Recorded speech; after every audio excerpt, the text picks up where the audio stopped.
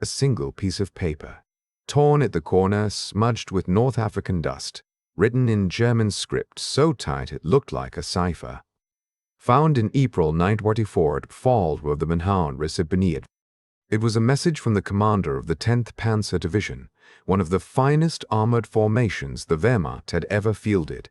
The general had begun writing it 3 times before settling on a final draft. The crossed outlines are still visible on the original document. He finally wrote this: "I did not believe they were capable of this. I was mistaken. The speed was unlike anything I have encountered." The Americans he was writing about were the soldiers of Patton's Sutton Corps, specifically the men who had held the line and then torn through a prepared German position at El Geta Pass on March 23, 1943, in a battle that should, by every German calculation, have ended the other way. Because 6 weeks before that battle, Erwin Rommel, the Desert Fox, the most respected German field commander of the war, had personally studied George Patton. He had read the intelligence files. The most respected German field commander of the war had personally studied George, reviewed the after-action assessments, analyzed the tactical patterns, and he had identified what he believed was a fatal weakness in the way Patton fought.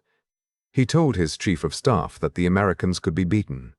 He left Tunisia believing he was right. So what did Patton do when he found out? On February 19, 1943, the U.S. Army's 2 corps ran. There is no softer way to say it. At Kasserine Pass, a gap in the Atlas Mountains of western Tunisia, Rommel's Afrika Korps drove through American defensive lines with such violence and speed that entire battalions simply ceased to exist as fighting units. By the time the retreat stopped, 2 corps had lost 6,300 men killed, wounded, or captured, more than 180 tanks, nearly 200 artillery pieces. The one's armored division had effectively dissolved. The British were not subtle in their assessment. Field Marshal Harold Alexander wrote to London that American troops were ignorant, ill-trained, and rather at a loss. His staff used harsher language in private. Rommel agreed. In the days following Kasserine, while his own health was failing, liver disease, desert sores, blood pressure so dangerously elevated that his physicians were alarmed, the Desert Fox took time to write a systematic analysis of American military performance. He was methodical. He studied how American units communicated under fire, how quickly they responded to flanking movements, how their officers made decisions under pressure. His conclusion, recorded in his campaign papers and later recovered by Allied intelligence, was precise. American soldiers had courage but lacked tactical flexibility. American officers, trained on rigid doctrine, defaulted to frontal assault when surprised.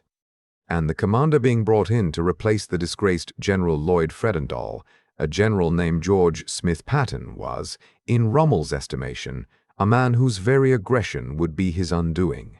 Patton would always attack, and an enemy who knew a man would always attack, and an enemy who knew a man would always attack, could prepare for him. His weakness, Rommel reportedly told his chief of staff, General Major Alfred Gors, in late February, is that he cannot stop himself. He will charge into whatever we prepare.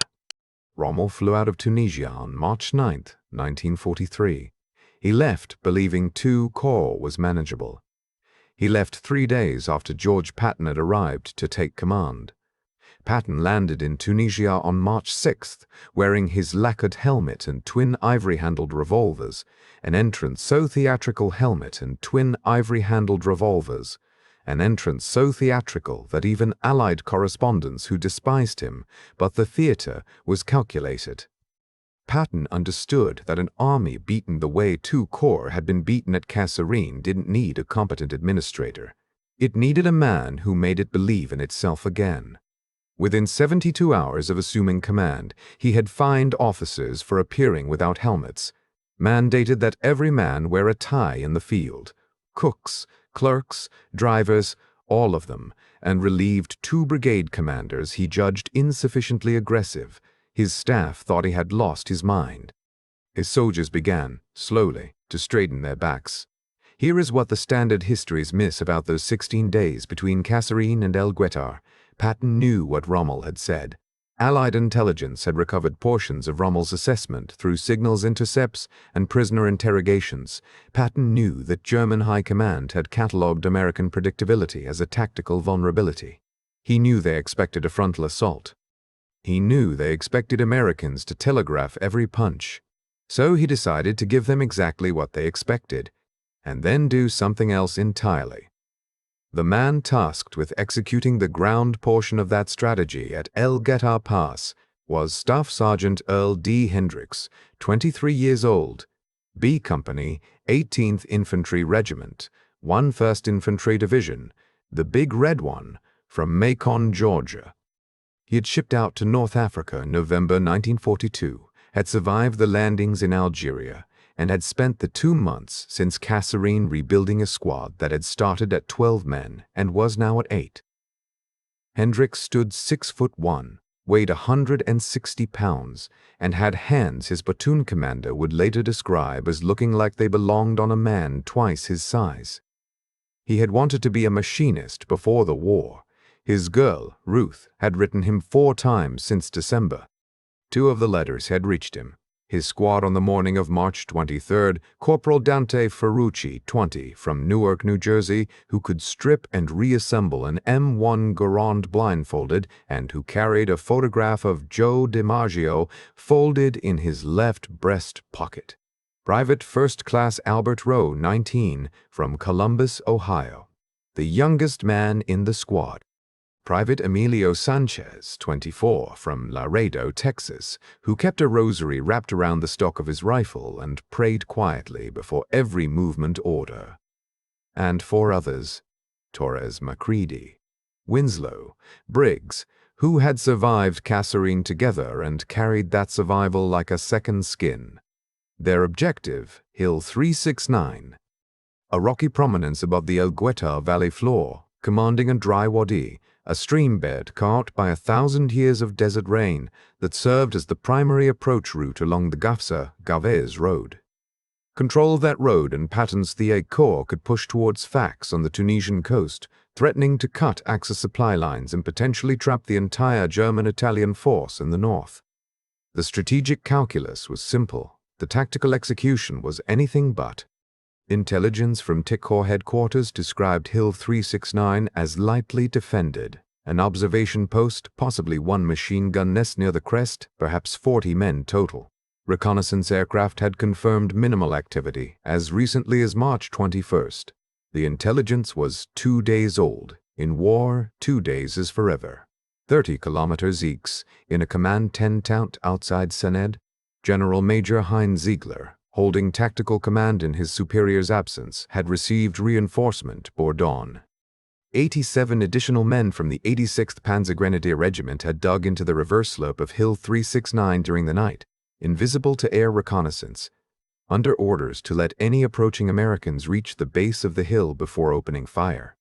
Ziegler reviewed his maps that morning and reached the base of the hill before opening fire. Ziegler reviewed his maps that morning and wrote in his unit diary, "The Americans will come directly up the slope. They always do. We will receive them." He was very confident. He had fought Americans before. He was wrong about almost everything else. B Company moved out at 5:30, before first light, in column formation along the wadi that headquarters map showed as the clean approach route to Hill 369's base. The wadi was supposed to be empty. Sergeant Hendricks moved his squad near the front, Ferrucci on point, Rowe close behind. The first thing wrong was the smell. Not the smell of men, cigarettes, sweat, canvas, but the absence of it where it should have been, combined with something else. Something recent in the sand. Ferrucci, who had grown up hunting in the New Jersey pine barrens and whose instincts Hendricks trusted more than any map, stopped without a word and raised his fist. 8 men froze. "Something's off," Ferrucci said, barely above a whisper. "The sand. Fresh boot prints, heading northeast. A lot of them. Heavy. They were carrying equipment." Hendricks looked at the map. The map showed nothing. The map showed nothing. He got on the radio to Lieutenant Carmichael, B Company's platoon leader, 70 meters behind.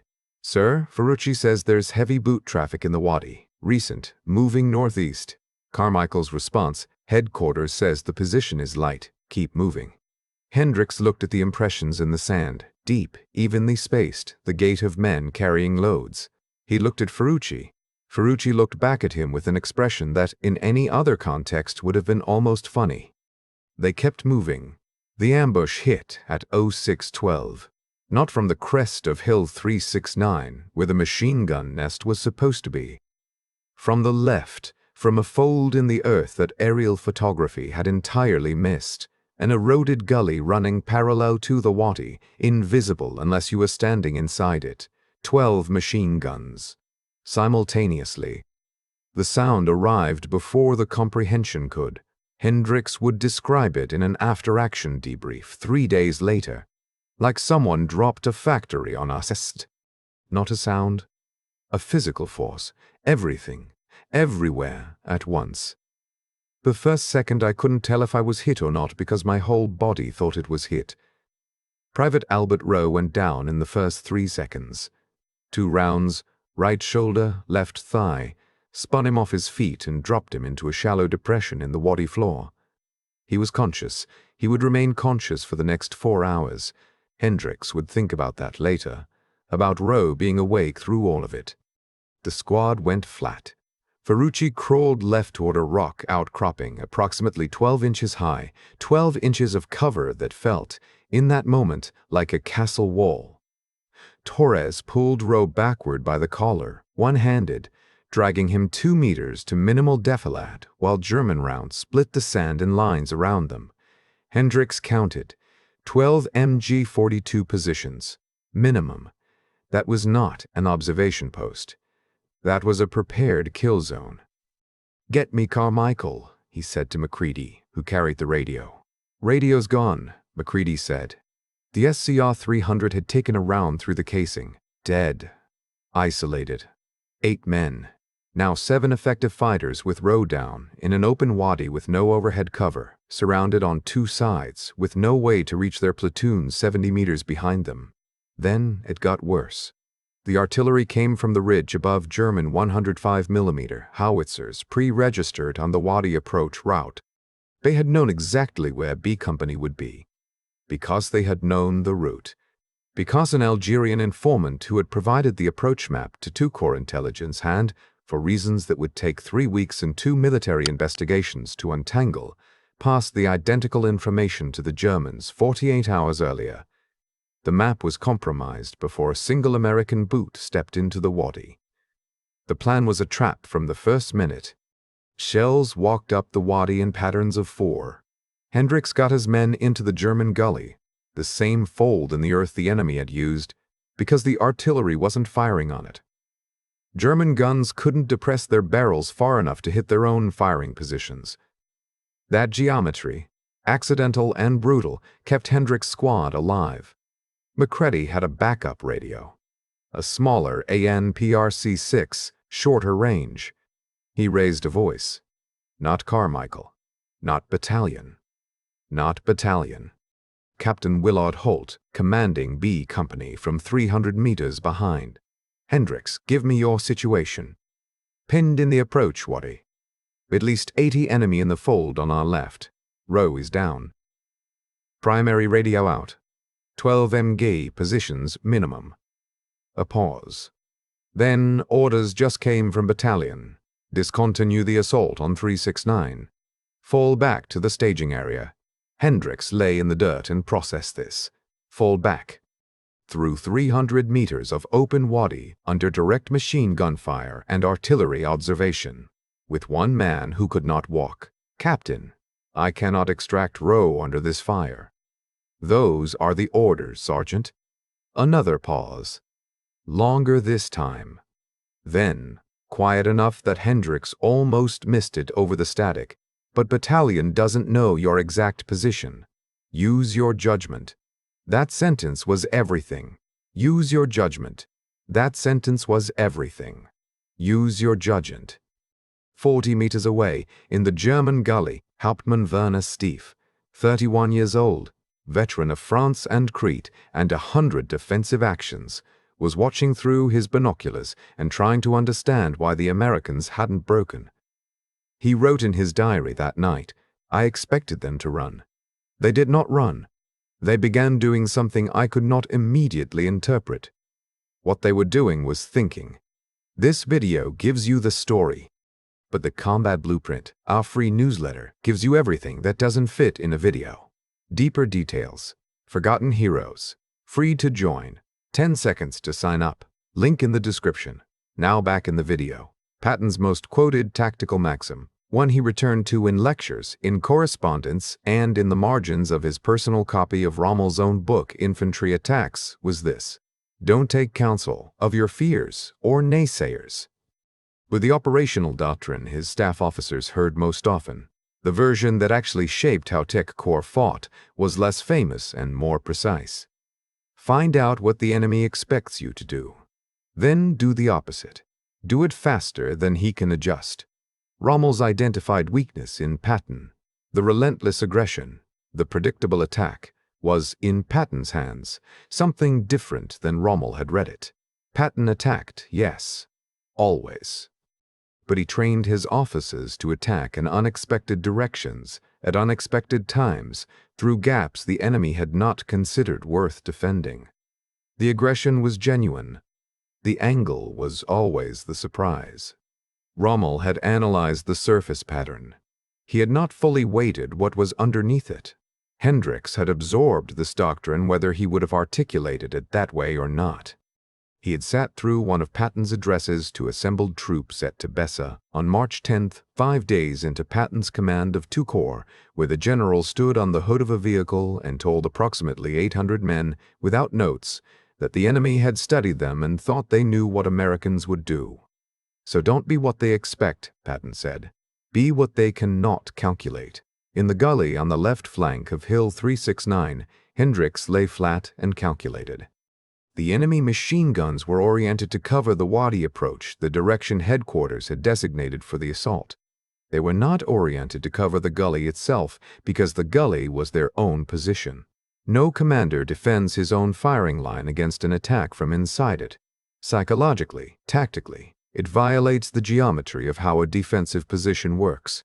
You face outward, which meant there was a gap. The Panzer Grenadiers had not dug fighting positions at the southern end of the gully. Their orientation was outward, toward the Wadi, toward the expected attack. At the gully's southern terminus, where it bent and narrowed, the German line simply ended.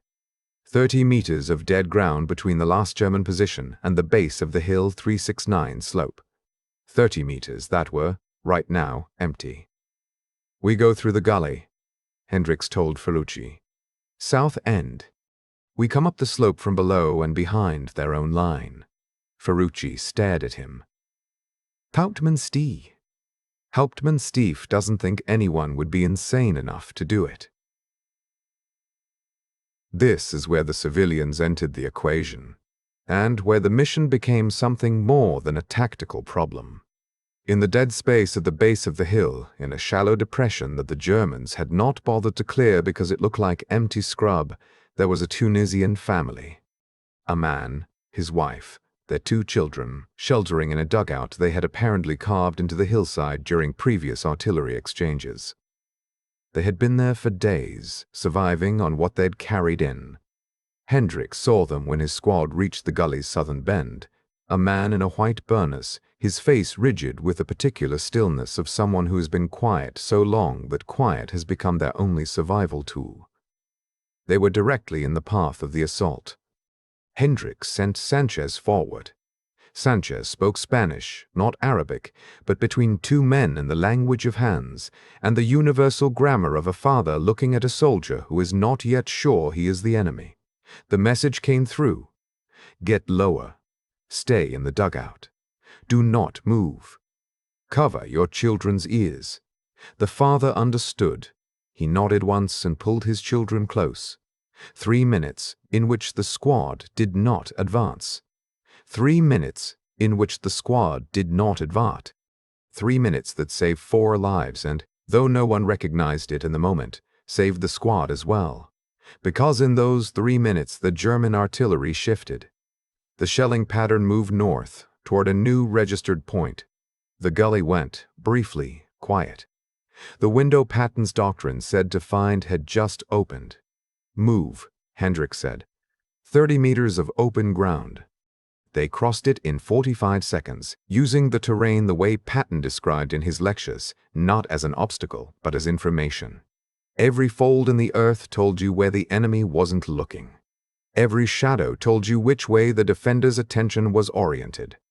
The ground itself, if you read it right, was a map of the enemy's blind spots. Ferrucci reached the base of Hill 369's slope first. German voices above close, 15 meters. The sounds of men who did not know anyone was below them. Hendricks brought the squad into a file along the base of the slope, pressed into the rock face's shadow. He held up 5 fingers to Macready, counted down. They went up on all fours.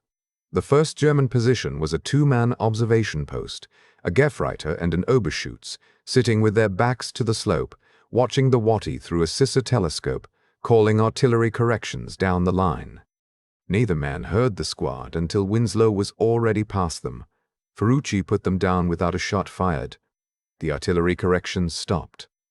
The observation post that had been walking shells onto B Company's position went silent. "Move." The machine gun nest was 20 meters further, dug into the crest, firing continuously down into the Wattie. The crew, 4 men, were entirely absorbed in their work. The gun was hot. The loader was changing the barrel. The assistant gunner was tracking movement below. Hendricks looked at Ferrucci. Ferrucci looked back. They hit the nest from 2 angles simultaneously.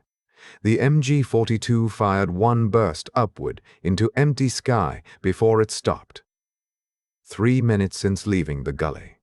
Objective still 300 meters of ridge away. 7 effective fighters. Then the morning stopped going right. Torres, crossing the open ground between the observation post and the gun nest, caught it around. Not from the nest, from a position further right that the squad had not identified, a flanking post set back from the main line. He went forward, face first, into the scrub. He was breathing. Winslow grabbed him, dragged him behind a boulder. "Back wound," Winslow said.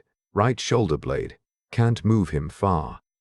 Hendricks registered it, filed it, did not let himself feel it yet. The problem was the third position. Hill 369's defensive setup was not a simple line.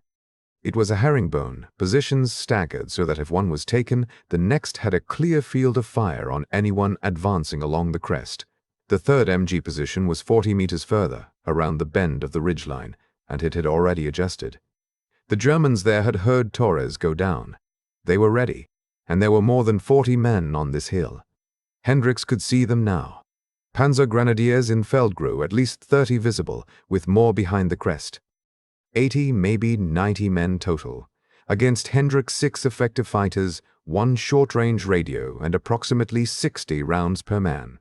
He tried Holt on the AN to PRC-66. "B Company.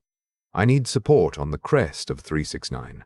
2 men down, 90 enemy visible. We are on the reverse slope, say again, reverse slope of the objective." Holt's voice came through in fragments, the signal cutting on every other word. Artillery shifted north. Battalion committed reserves to main axis. "You are on your own, Hendricks."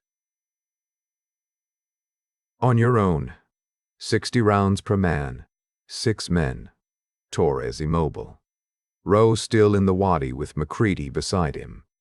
Every leader in every war has a moment like this, when the weight of the decision, the cost of the decision, and the impossibility of not deciding arrive at exactly the same instant. Hendricks would describe it in a letter to his platoon commander dated April 12, 1943. "I thought about General Patton telling us the enemy expected us to do what the enemy had planned for.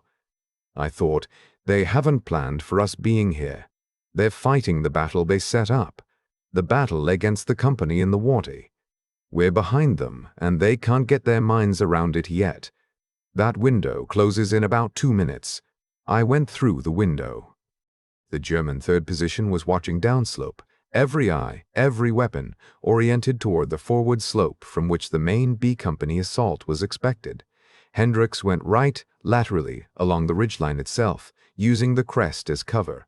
A move that should have been suicidal, exposed on the high ground, but was survivable because every German weapon was pointed the other way.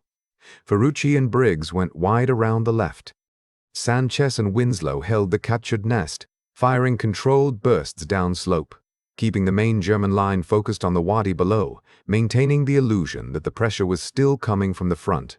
The third position had 4 men, 2 watching downslope, 2 watching the slope where Ferrucci was moving, not 1 watching right. The position was taken, 6 rounds expended, 3 minutes and 40 seconds since Torres fell. Then, the thing that changed everything. 6 rounds. Then, the thing that he thinged. From the wadi below, the surviving platoons of B Company heard the machine guns on the crest go silent. Captain Holt, watching from the rear through his field glasses, had gambled everything on Hendricks. The moment the suppressing fire stopped, he sent the company forward. 112 men crossing open ground, taking casualties from surviving German flanking positions, advancing anyway. Because that is what Patton's 2 Corps did now. It advanced. Hauptmann Werner Stief looked at his defensive layout. He had 87 men in a prepared herringbone defense, ready to receive a frontal assault from below. The frontal assault was now coming, yes. He could see it through his binoculars, the khaki figures crossing the wadi floor. But his machine gun line on the crest was gone. His observation post was silent, and somewhere above him, on the crest of his own position, there were American soldiers he could not account for. He radioed Ziegler. "The Americans are on the crest. I do not understand how. Request armor support immediately." Ziegler's response: "Armor is committed to the northern axis. Hold your position." Steve put down the handset. He could see Hendricks' squad, 6 men, 7, with Torres being dragged upright by Winslow, holding approximately 40 meters of ridgeline. Against 87. He ordered a counterattack up the slope. 4 minutes. Every survivor's account agrees on the duration. Against 87, he ordered the Dorort.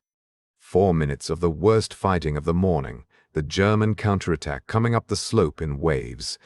Macready, who had climbed the hill carrying Rowe across his shoulders, a feat he would be unable to explain to investigators afterward, attributing it simply to not having any other option, joined the line on the crest and began firing. Briggs took a round through his left forearm and kept shooting with his right arm, the shattered arm pressed against his side. The ammunition count went critical. "Down to 8 rounds, Ferrucci said. "Use them like 40, Hendricks said. The first counterattack wave broke, not because Hendricks' squad stopped it alone, but because B Company's advance had reached the base of the forward slope and was now putting fire into the German rear. Stief's men were caught between Hendricks on the crest and Holt's company below. 87 trained soldiers receiving fire from 2 directions simultaneously. Between them, the geometry of the defense collapsed. The third counterattack wave never formed. At 11:47 hours, Hauptmann Werner Stief ordered withdrawal from Hill 369. His men pulled back northeast under fire, toward the main German line. He left 21 of his men behind on the hill. The objective was taken. Sergeant Earl Hendricks sat down on the crest and counted his squad. Torres, alive, serious wound. Rowe, alive, serious wound. Rowe, arm functional. Macready, Ferrucci, Sanchez, Winslow standing. He sat for 90 seconds. Then he stood and began consolidating the position, because that was what Patton had said: when you've taken ground, the enemy isn't done. You hold what you take, or it means nothing. The battlefield on Hill 369 that afternoon was not glorious. This is what the histories leave out. 21 German dead, arranged by the retreat and counterattack into positions that was simultaneously random and somehow inevitable. The geometry of violence in a small space. 7 Americans killed in the wadi during the ambush before Hendricks found the route around it. 19 Americans wounded across B Company. The tally of one morning's work in a country most of the men who fought there had never heard of a year earlier.